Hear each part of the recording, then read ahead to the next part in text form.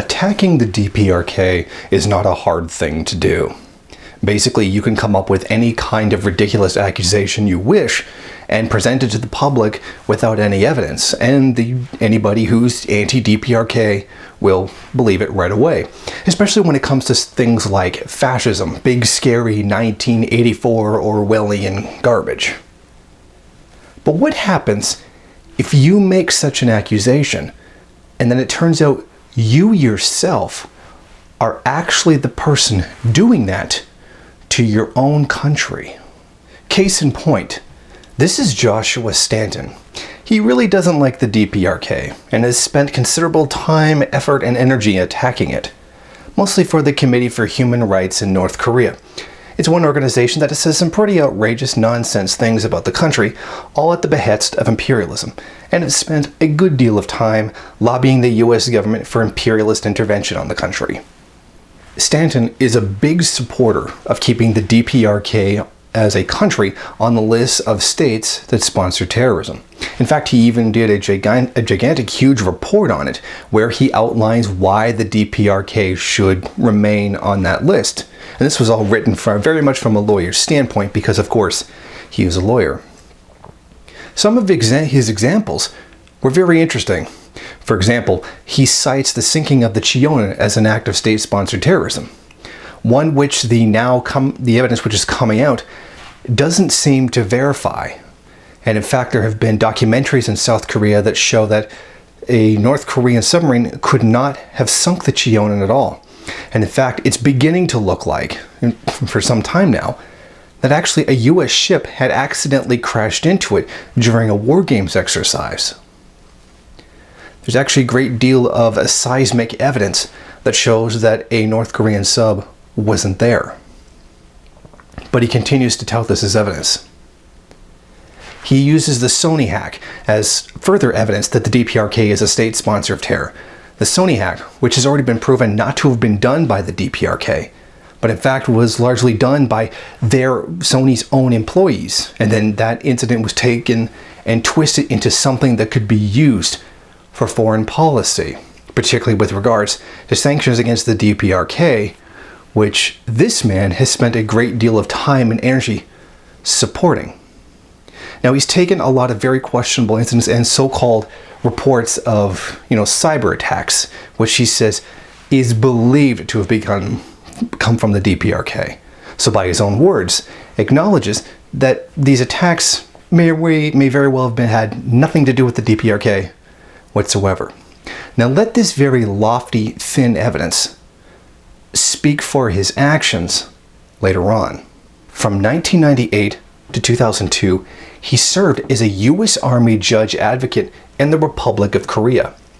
In 2006, he testified before the House of International Relations Committee.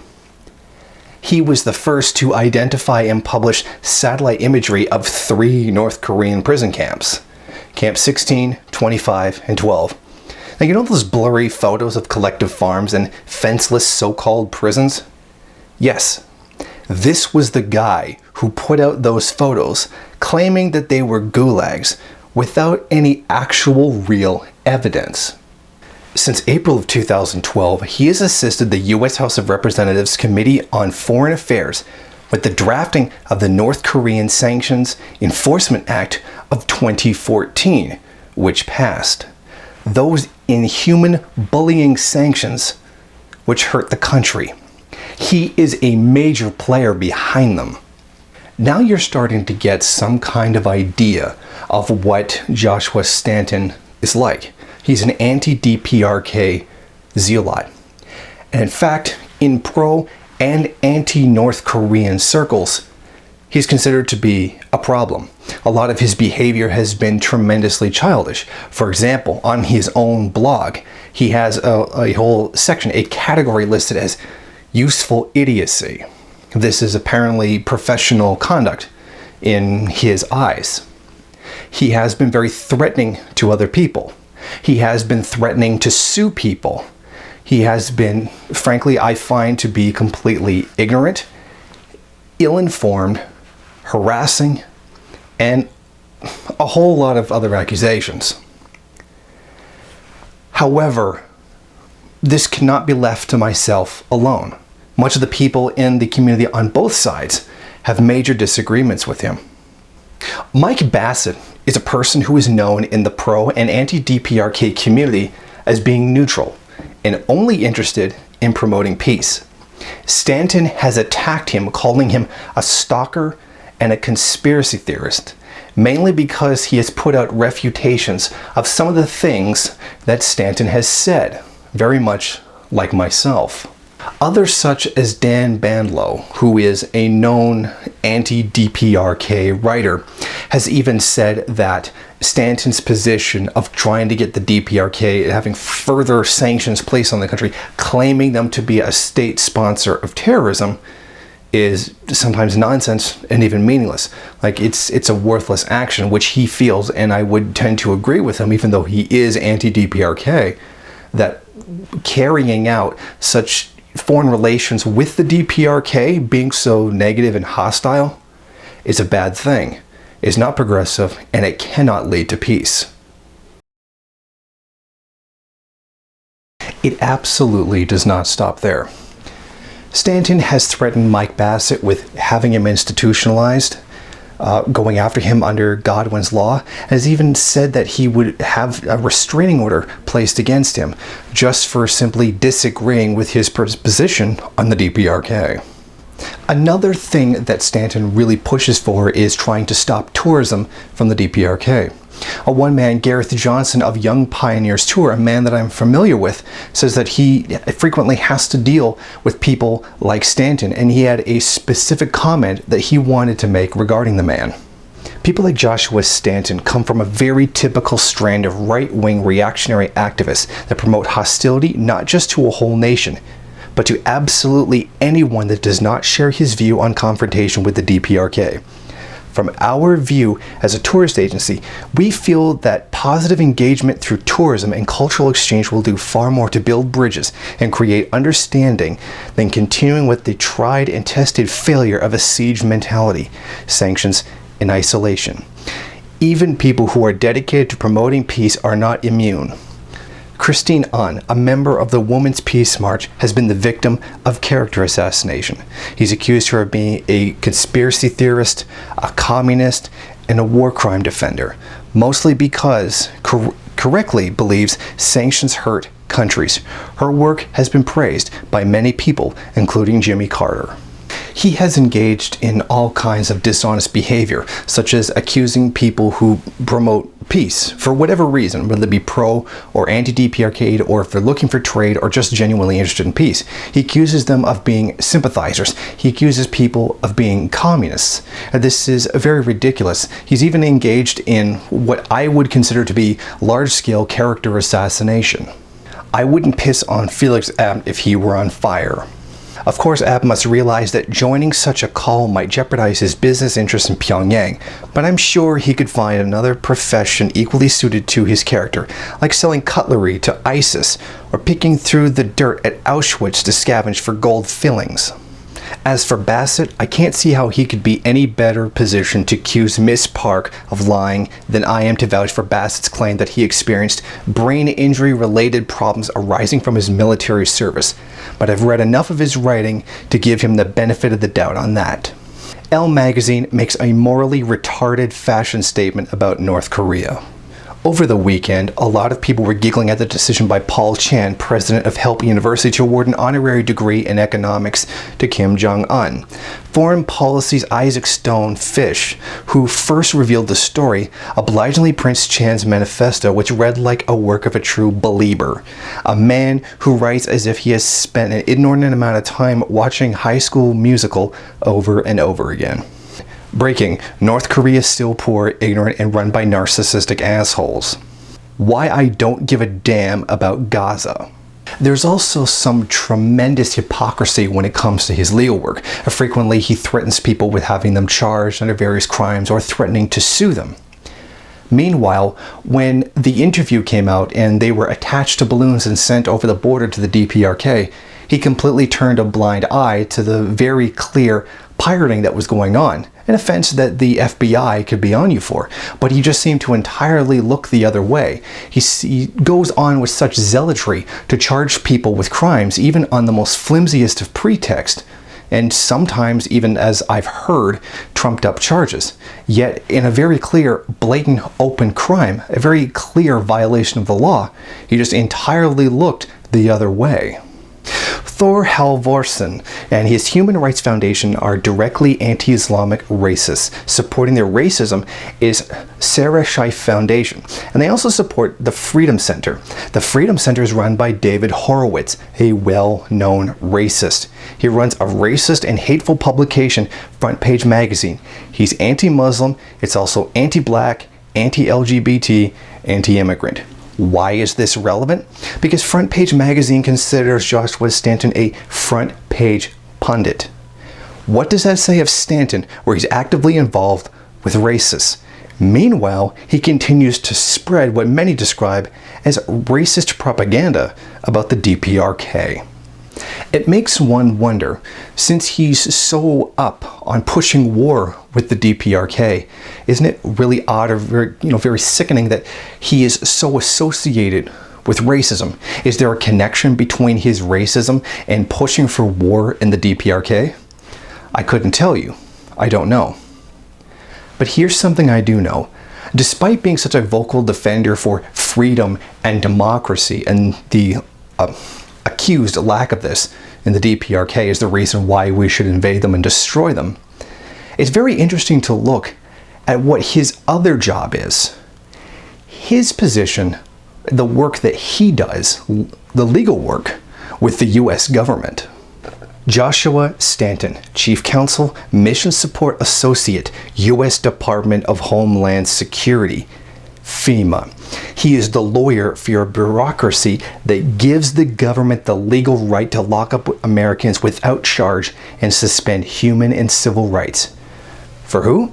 The people he claims are communists to forward his agenda. It's also very likely that he is involved in justifying and composing sections of the NDAA that ends the freedom and liberty of Americans. The NDAA has provisions for FEMA and the Department of Homeland Security to enact martial law and throw Americans in camps. So think about this when he so quickly threatens people with the law, with lawsuits, to restraining orders, completely unnecessary restraining orders.